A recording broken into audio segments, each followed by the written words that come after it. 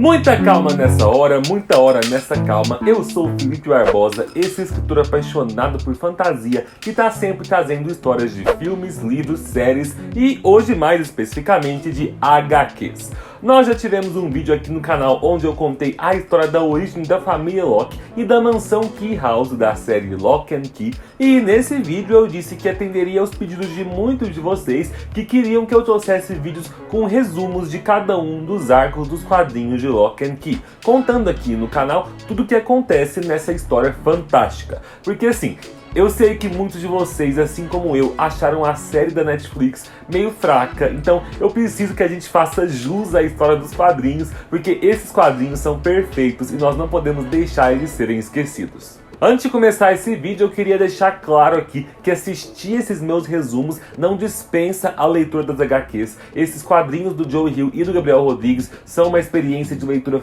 fantástica e eu recomendo para todo mundo. Então, se você consegue ler em inglês, eu garanto para você que mesmo assistindo esse vídeo com os spoilers da história, ler os quadrinhos continua valendo muito a pena. De qualquer forma, as HQs das quais eu vou falar hoje, que são a do primeiro e a do segundo arco, já foram traduzidos aqui do Brasil, então fica bem mais fácil para todo mundo ler e inclusive você tem a chance aí de ganhar uma delas no sorteio que nós estamos fazendo lá no Instagram em parceria com a livraria Sebo Fênix ABCD. O link para participar desse sorteio tá aqui na descrição. Bora lá então! Para vocês entenderem então quantas HQs existem nessa série, nós temos a história construída ali, a história principal, né, que acompanha a família Locke, dividida em 37 issues. Esses issues, eles são meio que as revistinhas, sabe? Como se fossem capítulos. Então, são 37 capítulos divididos em 6 arcos. Cada arco foi publicado separadamente numa versão em capa dura e você encontra todos à venda na internet. E desses 6 arcos separados, os autores dividem a série em 3 grandes atos principais, onde cada ato conta a história de 2 arcos. Hoje nós vamos falar então do primeiro ato da série, que conta a história dos arcos Welcome to Lovecraft e Head Games. No primeiro capítulo de Welcome to Lovecraft, a gente começa de cara com uma história sendo contada misturando ali os acontecimentos do presente com algumas cenas de flashbacks. A gente é apresentado ao Sam Lester, que é um garoto que recebia orientação na escola do Sr. Locke, né, o Randall Locke, que trabalhava lá na escola como conselheiro educacional. Esse Sam bate na porta da casa de verão da família Locke, onde a família estava passando um tempo ali, e ele diz para a senhora Locke, né, a Nina, que o marido dela tinha falado para ele que ele podia vir fazer uma visita para eles quando ele quisesse. Nesse momento aqui, os 3 filhos da família Locke, eles não estavam dentro da casa. Eles estavam num rio perto da casa e o Tyler, o filho mais velho, estava lá resmungando, né, dizendo que esse verão tá uma merda, porque o pai dele brigou com ele, impediu ele de curtir o verão como ele queria estar curtindo. É durante isso que o Sam Lester começa o ataque à família, auxiliado por um capanga dele, o All Group, né? Ele enfrenta o Randall Locke, exigindo que ele entregue para ele 2 chaves, a Anywhere Key, que seria a chave de qualquer lugar, e a Omega Key, que seria chave ômega na tradução, né? E na hora que isso acontece, nem o Randall nem a Nina entendem muito bem o que está acontecendo. O Sam e o colega dele então matam o Randall Locke, estupram a Nina Locke e depois procuram os filhos Locke pela casa na tentativa de matar eles também. Tudo termina de forma muito tensa quando a Nina acaba tendo que matar o All Group com o machado e o Tyler quase mata o Sam Lester atacando ele para proteger a sua família. Depois de sofrer com a perda do Randall Locke, esse pai e marido que era tão importante para eles, a família se muda para a casa de infância do Randall, a chamada Key House, que fica na cidade de Lovecraft, em Massachusetts, que atualmente está aos cuidados do Duncan, que é tio dos meninos, irmão mais novo do Randall. Assim que eles chegam na casa, o Bold, que é o filho mais novo dos 3, ele já sai empolgado explorando aquela mansão enorme, e a loucura já começa ali quando ele encontra a primeira chave escondida pela casa, que é a Ghost Key, a chave fantasma, que permitia que ele abrisse uma porta específica ali da casa, e quando ele saísse por aquela porta, o corpo dele ficava para trás e ele saía do corpo como um espírito, podendo voar livremente por aí como um fantasma. Enquanto isso, o Sam Lester estava preso e lá na cadeia ele é contatado por uma entidade chamada Dodge. que é um eco que habita lá no poço da mansão Key House. Ela consegue transportar parte do seu eco pelo esgoto até chegar na água da privada da cela da prisão e se comunica com o Sam, dizendo que vai tirar ele dali para que ele possa terminar o que ele começou. Lá na Key House, o Bold continua explorando a casa como fantasma e descobre que quando ele está como fantasma, basta que ele pense com força numa coisa que ele quer encontrar, que o espírito dele é transportado até o local onde essa coisa está, né? E é no meio de toda essa exploração da casa que o Bold acaba descobrindo a Dodge, né? Que ele chama apenas de Lady in the Well, senhorita no poço, né? No começo da série. Ele fica muito curioso em saber por que tem uma moça presa no poço da casa dele, mas a moça explica pra ele que ela é um eco que foi trazido à vida ali na casa do poço, né? E que infelizmente ela tá presa ali, que ela não consegue sair pela porta, que o único jeito dela sair seria usando a chamada Anywhere Key, né? Que é a chave que pode transportar para qualquer lugar. Ela pede então para que o Bold traga para ela uma tesoura e um espelho para que ela possa cortar o cabelo. Porque, né, as aparências importam, não é verdade? O Bold, inocente, coitado, traz esse espelho e essa tesoura pra ela. E aí ela volta a transportar o seu eco pelo esgoto, chegando lá na privada da prisão e entregando os objetos pro Sam. O Sam consegue então usar o espelho para atrair um dos guardas e a tesoura para matar o guarda, né, conseguindo assim fugir da prisão. Porque a segurança ali da prisão não era tão forte, porque não era uma prisão para adultos, era um centro de detenção juvenil. Enfim, o Sam consegue fugir até um ônibus então e se coloca a caminho de Massachusetts com a intenção de ir até a família Locke. E no meio desse caminho ele mata muita gente, mostrando o quanto ele se tornou verdadeiramente um psicopata. Enquanto tudo isso acontece, a Nina Locke, a mãe dos meninos, recebe a visita do detetive Mutuco, que conta pra ela que o Sam Lester escapou da prisão, mas tenta tranquilizar ela, dizendo que a polícia vai proteger a família dela e começar a vigiar a casa. E enquanto isso, a irmã do meio da família Locke, que é a Kinsey, ela tá lidando com alguns dilemas com a sua aparência, já que ela costumava ter um visual bem radical, com dreads no cabelo, piercings, ela é bem estilosa, mas ela mudou toda a sua aparência para a aparência de uma garotinha simples, bem arrumadinha, né? Porque depois de todos os traumas que ela passou, a última coisa que ela quer é chamar a atenção dos outros. Nisso, ela acaba fazendo amizade com uma aluna da escola chamada Jackie, que pratica corrida junto com ela, e com a treinadora da escola, a Ellie Whittle, né? A Ellie dá vários conselhos para ela, mostrando que ela precisa superar esse trauma e ser ela mesma, e isso convence a Kinsey a retornar ao seu visual antigo, arrumando um novo penteado e voltando a colocar alguns dos piercings, e também dando a oportunidade para que a Jackie se aproximasse dela e elas construíssem uma amizade verdadeira entre garotas. Só que, no meio dessas conversas da Kinsey com a treinadora Ellie, a treinadora revela que ela era amiga do pai da Kinsey, né, o Randall Locke, que eles estudaram juntos, e aí a treinadora percebe algo curioso quando ela olha para o bracelete que a Kinsey está usando. Ela confere depois uma foto de um anuário da turma dela da escola, onde tem ela e os amigos dela na foto lá nos anos 80, e percebe que ali tem o mesmo bracelete que a Kinsey está usando. E é nesse momento da história que a gente percebe que a treinadora Ellie e os demais amigos do Randall Locke tem um passado bem escondido e misterioso ali. Lá na Key House, o Bold continuava sempre visitando a moça na casa do poço, embora ele começasse a desconfiar que tinha alguma coisa estranha com ela. Até que tem um momento em que ele se descuida e ela sai do poço e agarra ele, fazendo ele como refém ali dentro. Ao mesmo tempo, o Sam Lester chega na casa e começa a atacar a família Locke. E, gente, pra você que só viu a série da Netflix, que tem uma abordagem bem leve das coisas, as cenas aqui na HQ são muito pesadas. O Sam ataca primeiro a Kinsey, espancando ela até deixá-la inconsciente. Depois ele tranca a Nina e o Duncan dentro de uma adega de vinhos lá no porão. E por fim ele ataca o Tyler, conseguindo imobilizar ele. Ele fala pra Nina Locke, do outro lado da porta, né, que ele tá com os filhos dela e que ele vai matar matar os filhos, a não ser que ela entregue para ele a chave ômega e a chave de qualquer lugar.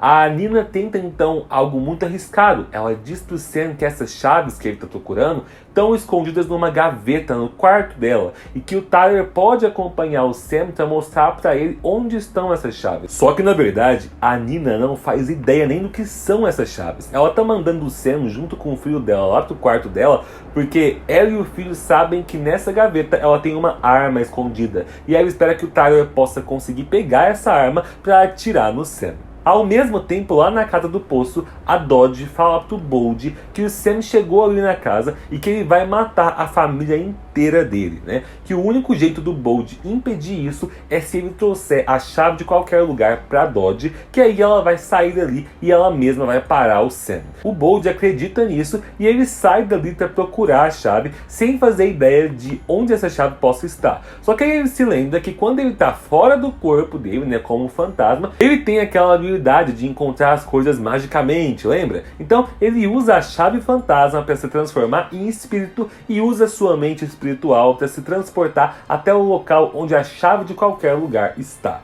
É aí então que ele é transportado até o porão onde a Kinsey está caída inconsciente e ele descobre então que a chave de qualquer lugar tá no bracelete da irmã. O Bold então volta pro corpo dele e corre até o porão enquanto o Sam e o Tyler estão lá no andar de cima, né? E o Bold vai tentar pegar o bracelete da irmã. Só que nisso, muita atenção aqui, ó, ele esquece a chave fantasma na fechadura da porta que separa o corpo do espírito, né? Então a porta fica aberta com a chave nela. E o Bold leva então o bracelete pra Dodge lá na casa do poço. Lá no andar de cima, o Sam descobre que ele foi enganado, que as chaves não estão lá coisa nenhuma, e o Tyler tenta fugir dele. O Tyler e o Sam descem as escadas brigando numa luta corpo a corpo, e o Tyler tenta fugir pela porta da sala. Mas é a porta fantasma que tá com a chave fantasma, e isso faz com que o espírito do Tyler se separe do seu corpo. O Sam enforca o corpo do Tyler, e como o corpo tá ali sem espírito, sem vida, ele acredita que ele matou o Tyler. Aí então ele leva o corpo do Tyler até o porão e fala pra Nina que ele matou o filho dela e que a filha dela vai ser a próxima se ela não entregar as chaves que ele está pedindo. Só que o Tyler, na verdade, está como fantasma, perdido pela casa, até que ele lembra que fazia dias que o irmãozinho dele vinha contando que ele encontrou uma chave que fazia ele se transformar em fantasma e que quando ele queria voltar para o corpo dele, bastava ele passar pela porta de novo. O Tyler faz isso, então ele volta pela porta e é levado de volta para o corpo dele que está lá no porão. Nisso, então, ele consegue pegar o Sam de surpresa e atacar ele. Os dois lutam novamente e a luta felizmente termina com a Kinsey conseguindo pegar a arma e atirar no Sam 2 vezes seguidas. Enquanto isso, o Bold inocente, coitado, entrega o bracelete pra Dodge, que tinha enganado ele, não ajuda ele bosta nenhuma e usa a chave de qualquer lugar para escapar dali, se transportando para dentro da casa, pro quarto da Kinsey. Lá dentro, ela tira de dentro de um saquinho que ela tinha amarrado no pescoço uma outra chave que estava com ela o tempo todo. É a chave do gênero, uma chave que te transforma no seu sexo oposto. E assim, ela usa a chave para deixar de ser uma moça e se tornar um rapaz. O Dodge, agora nesse corpo masculino, ele desce as escadas e encontra o Sam, que saiu do porão, que está sangrando quase à beira da morte. O Dodge fala pro Sam que ainda vai precisar dele, mas que ele não precisa mais daquele corpo, e joga o Sam pela porta fantasma, fazendo com que o espírito dele saia do corpo e fique vagando ao redor da Key House, mas com que o corpo dele quebre o pescoço e morra definitivamente, fazendo com que seja assim impossível que o espírito do Sam volte pro próprio corpo.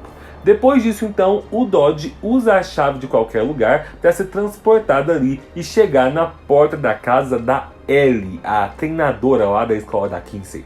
Ela se espanta quando ela abre a porta e dá de cara com ele, e ele diz que ele veio cobrar uma ajuda porque ela tá devendo um favor para ele desde que ele matou a mãe dela por ela. Então assim, ele deixa esse mistério aí de ter matado a mãe da Ellie no ar. O último capítulo do primeiro arco fecha com 2 semanas depois desses acontecimentos, o Bold pescando num dos lagos da Key House junto com a Kinsey e o Tyler chegando ali na casa apresentando para os irmãos um novo amigo que ele fez na escola chamado Zack.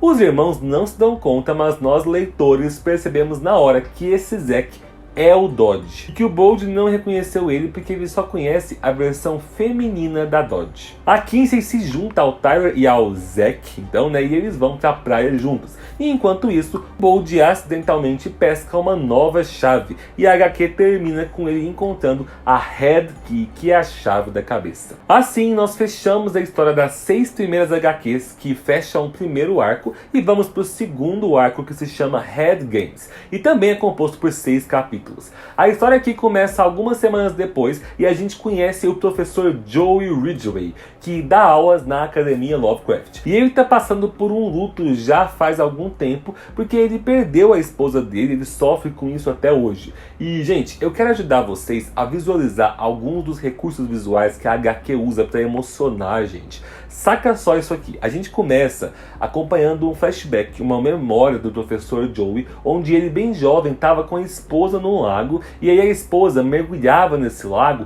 e pedia para ele ir atrás dela. Aí ele mergulhava no lago com certo medo, porque ele não sabia nadar, e ficava no meio da água, perdido e preocupado com a esposa, procurando por ela, sem conseguir encontrar ela, né? Ok, memoriza isso, hein? A HQ corta esse flashback e nos dias atuais o professor Joey tá lá na Academia Lovecraft e ele olha pro Tyler Locke caminhando ao lado do seu novo amigo Zack. E aí o professor se espanta porque ele percebe que esse Zack é idêntico a um ex-aluno chamado Lucas Caravaggio, que estudou lá na escola nos anos 80, que era muito amigo do Randall Locke, o pai do Tyler, e que morreu em 1988. Só que esse Zack, que nós sabemos que é o Dodge, né, ele percebe que o professor reconheceu ele. Ele chega então na casa da Ellie, que é a treinadora, que então ele tá morando na casa da Ellie, né, como a gente viu na última HQ, e ele vira e fala pra ela: o desgraçado do professor Joey me reconheceu. Aí então ele pega uma arma, ele usa a chave de qualquer lugar para se transportar pro quarto do professor lá na casa dele, e quando o professor tá na banheira tomando um banho, ele mata o professor brutalmente. E aí, gente, na última página dessa primeira HQ, que é o capítulo 1, o professor Joey morre afundando na água da banheira, chamando pela esposa, e depois corta dessa cena lá pra cena dele no flashback, afundando no lago, e a esposa encontrando ele no lago e beijando ele, como se os dois estivessem se reencontrando. Gente, ler essa cena é de arrepiar, e fica de olho porque nos próximos resumos das próximas HQs tem muita cena muito emocionante que eu vou contar aqui também. Lá na Key House, os 3 irmãos estão levando as suas vidas pós-trauma, né? O Bold continua explorando a casa, agora tentando descobrir o que a chave da cabeça faz. A Kinsey tá bem mal, muito traumatizada, com medo e chorando sem parar, ainda mais depois que ela descobre que o professor Joey, que dava aulas pra ela, também morreu. E o Tyler tá desenvolvendo essa amizade com o tal do Zack, né? E acaba conhecendo uma garota com um estilo bem rebelde chamada Jordan. Ele fica com uma queda por essa menina aí. Nisso, o tio dos meninos, o Duncan, organiza as suas coisas para ele voltar para Provincetown, onde ele trabalha e também vive com seu namorado Brian. Quando ele está se despedindo dos sobrinhos, ele é apresentado para o novo amigo do Tyler, o Zack. E na hora que ele olha para o Zack, ele reconhece ele, mas não sabe exatamente de onde. E aí o Zack volta para casa da Ellie, puto de novo, falando: mas que merda, agora o desgraçado do Duncan me reconheceu também. E olha que ele só tinha 8 anos de idade quando ele me conheceu, né? Como é que ele lembra de mim? Enquanto isso, o Bold mostra para os irmãos dele que com a chave da cabeça ele consegue abrir a própria cabeça. Isso deixa os irmãos horrorizados, né? Só que quando a mãe deles, a Nina, olha para aquilo, ela nem dá bola e parece nem estar enxergando o que está acontecendo. É aqui então que os meninos começam a perceber que aparentemente a mãe, por ser adulta, né, ela não enxerga os efeitos das chaves. Mas eles enxergam, né? Então eles juntos descobrem tudo que a chave da cabeça é capaz de fazer. E, gente, o jeito que as coisas acontecem com a Head Key na HQ é tão visualmente incrível. Ali você realmente abre a cabeça da pessoa e olha pra dentro dela, onde você enxerga todo um universo de imagens, miniaturas coloridas, que são interpretações das memórias e sentimentos que aquela pessoa tem. É algo bem divertidamente da Disney, sabe? Bem parecido. E ali, então, eles descobrem que eles conseguem tanto tirar memórias de alguém, quando eles enfiam a mão dentro da cabeça das pessoas e tiram literalmente algumas das imagens vivas de lá de dentro, e também que eles conseguem colocar memórias ou informações novas dentro da cabeça de alguém. Por exemplo, eles colocam um livro de receitas culinárias dentro da cabeça do Bolt, e aí o menino aprende todas as receitas do livro de cor. Obviamente, os meninos começam então a usar a chave da cabeça para benefício próprio. O Tyler enfia na cabeça dele um livro de ética que ele tinha que terminar de ler para fazer um trabalho da escola, e assim ele aprende tudo que tem no livro. E no dia seguinte, ele faz uma coisa muito inteligente, né? Ele convida os amigos dele para irem até a casa dele, ver essa chave e ver o que ela é capaz de fazer. E esses amigos são a tal da Jordan, né, que é a menina que ele quer pegar lá, e o Zack, que é o Dodge. Véi, que raiva que eu tinha nessa hora. Vocês não têm noção de como que o Dodge é manipulador nas HQs, de como que ele se aproxima do Tyler e da Kinsey e manipula eles da forma mais filha da puta possível. Enfim, mas chegando lá na Key House, assim que o Tyler mostra pra eles que ele consegue abrir a própria cabeça com a chave, né, a Jordan fica horrorizada, com medo e foge correndo dali, achando que o Tyler tá pregando alguma peça nela. Já o Zack, ele fica interessado na chave, né, fingindo que ele não sabe o que aquelas chaves são. Enquanto tudo isso acontece lá em Provincetown, o Duncan tá no trabalho dando as aulas de pintura dele, e ele não para de ser atormentado por algumas visões, uns flashes de memória dele, e ele fica lembrando de uma vez que ele, quando era criança, seguiu o irmão mais velho dele, o Randall, e os amigos dele até as cavernas que existem debaixo da Key House, que são chamadas de Cavernas do Afogamento. Ele lembra então de um amigo do irmão dele chamado Lucas, que tirou ele da caverna quando ele estava tentando seguir o grupo. Aí então o Duncan volta para a realidade, né, ali no meio da sala de aula, e depois ele sai junto com o namorado dele para ir tomar uma bebida num bar. Só que chegando lá no bar, eles são atacados por duas mulheres homofóbicas, e no meio dessa briga o Duncan acaba sendo nocauteado. O Brian leva ele para casa preocupado, né, coloca ele na cama, e aí o Duncan começa a ter esses delírios falando que ele precisa ligar pro sobrinho dele, pro Tyler, porque ele precisa avisar pro Tyler que tem alguma coisa errada com aquele novo amigo dele, o Zack. Ao mesmo tempo em que isso tá acontecendo, lá na mansão Key House, a Kinsey pede que o Tyler ajude ela a abrir a cabeça dela e diz que ela quer que ele remova dois sentimentos da cabeça dela. O sentimento que faz ela sentir medo e o sentimento que faz ela chorar. Porque aí ela acredita que ela finalmente vai ser capaz de superar esses traumas pelos quais ela tá passando. O Tyler ajuda ela a fazer isso então, e ele tira esses dois sentimentos da cabeça dela, que se manifestam em dois monstrinhos bem feios e assustadores. Eles guardam então os dois numa garrafa de vidro que fica guardada no criado da Kinsey. Naquela noite então, assim que o Tyler dorme, o Zack, que tinha dormido ali na casa deles, vai de fininho até o quarto da Kinsey e pega a chave da cabeça. Depois ele usa a chave de qualquer lugar para se transportar até a casa em Provincetown, onde o Duncan está dormindo no quarto. Ele abre a cabeça do Duncan e retira de lá de dentro todas as memórias que o Duncan tem de ter conhecido o Lucas quando era jovem. Só que aí o Brian, o namorado do Duncan, ele flagra o Zack ali dentro da casa, e o Zack aponta uma arma pro Brian, né, ameaçando ele. Isso faz com que o Brian acabe fugindo para fora da casa. Nesse momento então, as duas homofóbicas que tinham atacado o casal lá no bar, elas estavam dentro de um carro ali na rua, vigiando os dois na intenção de machucar eles, e assim que o Brian sai da casa e cai na rua, as duas aceleram o carro e atropelam ele. O Zack acha aquilo ótimo, né, porque meio que alguém fez por ele o trabalho que ele ia fazer, e ele usa então a chave de qualquer lugar para voltar para a casa da Ellie, né? Chegando lá na casa da Ellie, ele usa a chave da cabeça para abrir a cabeça dela e tirar de lá de dentro um fragmento de memória específico. Nesse momento aqui, meio que dá uma pausa na história, e a gente tem então vários flashbacks que mostram pra gente o que aconteceu há vários meses atrás, que resultou na Ellie ajudando e obedecendo o Dodge / Zack, né, de forma tão submissa. Acontece que há muito tempo o Dodge, quando ainda estava no corpo de mulher, antes de morrer lá nos anos 80, ele tinha deixado um jarro de vidro escondido dentro do banheiro na casa da Ellie. Nesse jarro de vidro ele tinha colocado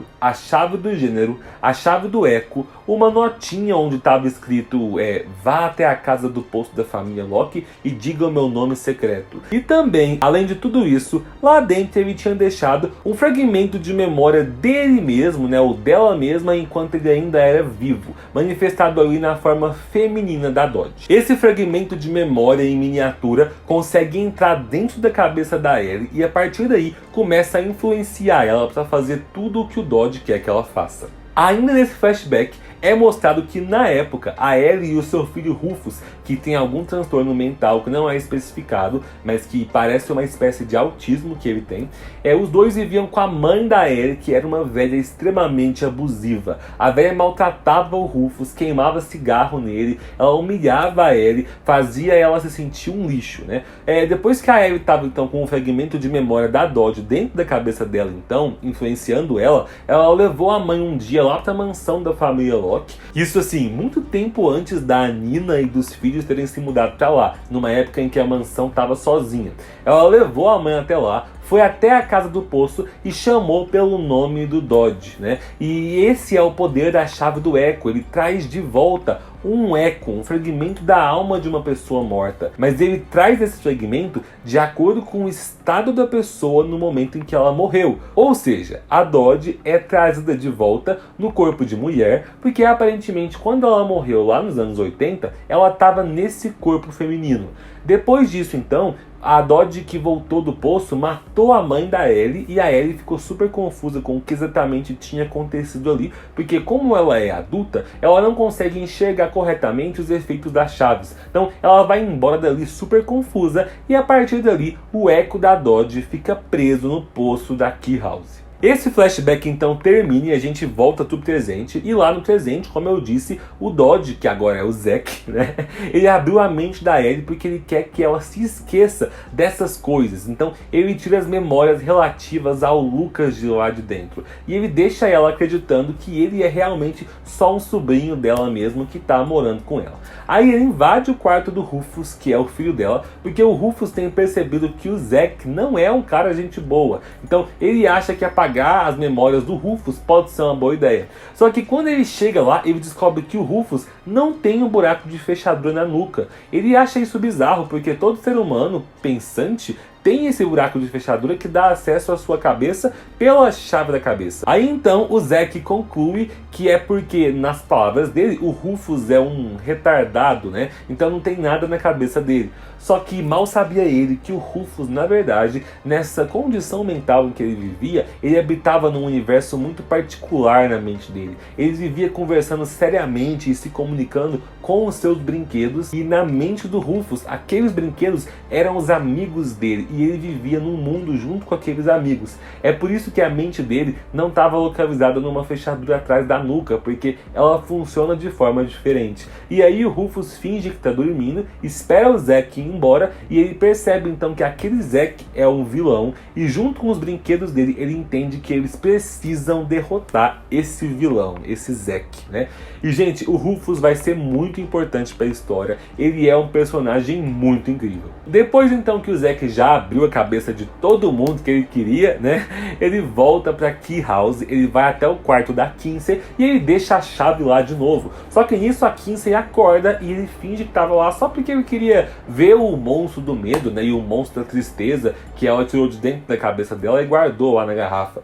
Nesse momento então a Kinsey confessa que ela sente uma atração pelo Zack e aí os dois acabam se beijando. E dá uma raiva enquanto esses dois se beijam, porque a gente sabe que o filho da puta é o Dodge, né? E gente, a HQ faz uma coisa com a gente que a série da Netflix não conseguiu, que é enxergar realmente o Dodge ou a Dodge como uma ameaça, porque a gente tá vendo tudo que ele tá fazendo por trás dos meninos e como ele é perigoso. Então, se você quer saber mais sobre todas as filhas da putagem que a Dodge ainda vai fazer com esses meninos, né? Não deixe de se inscrever aqui no canal e ativar o sininho para que você receba a notificação de quando eu lançar os próximos vídeos ainda essa semana sobre Locke & Key, contando a história completa dos atos 2 e 3. Porque aqui hoje a gente fechou o ato 1, né, com os arcos 1 e 2, e os próximos então ficam para os outros vídeos. Muito obrigado então pela companhia de vocês, um beijão e tchau!